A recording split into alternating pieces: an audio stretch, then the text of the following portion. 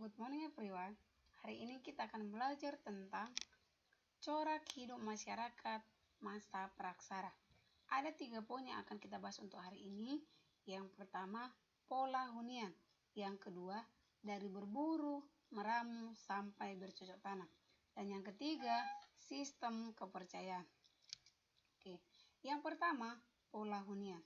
Pola hunian manusia purba memiliki 4 karakter khas atau 4 karakter khusus. Yang pertama, kedekatan dengan sumber air. Yang kedua, kehidupan di alam terbuka. Yang ketiga, nomaden. Dan yang keempat, standar. Oke, yang pertama, kedekatan dengan sumber air. Kedekatan dengan sumber air diartikan sebagai bahwa manusia purba tinggal di dekat air atau di tepi sungai. Karena manusia purba menganggap bahwa air itu merupakan salah satu sumber daya alam bagi manusia purba. Dan air itu juga sebagai atau yang mempengaruhi kehidupan manusia purba pada saat itu.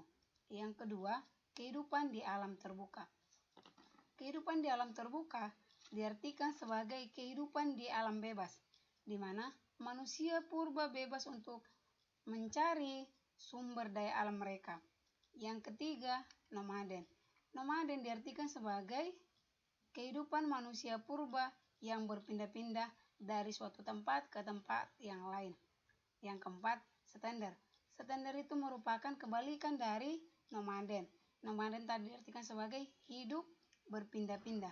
Sedangkan standar itu merupakan pola hidup yang menetap, di mana manusia purba sudah terorganisir atau berkelompok serta menetap di suatu tempat. Oke, yang kedua, dari berburu, meramu, sampai bercocok tanam. Dari berburu, meramu, sampai bercocok tanam merupakan suatu kegiatan yang dilakukan ketika manusia purba mulai bertempat tinggal, walaupun hanya bersifat sementara.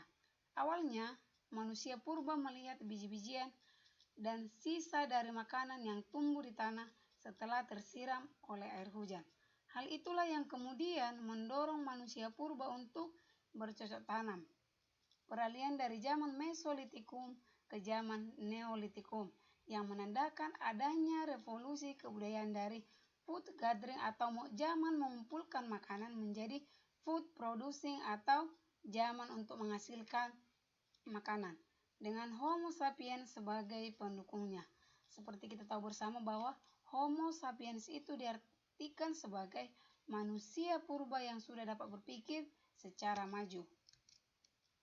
Yang ketiga, sistem kepercayaan. Ada 3 sistem kepercayaan yang dianut dalam manusia purba. Yang pertama, animisme. Animisme diartikan sebagai bahwa manusia purba percaya pada setiap orang yang meninggal akan menjadi roh, kemudian berpengaruh pada kehidupan manusia di dunia. Yang kedua, sistem kepercayaan dinamisme.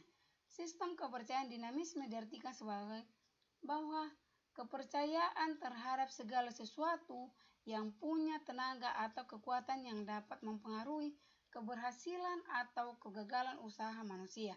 Dan yang ketiga, totemisme.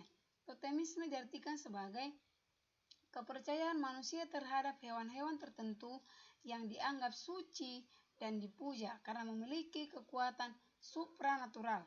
Sebagai contoh, sapi, ular, dan harimau.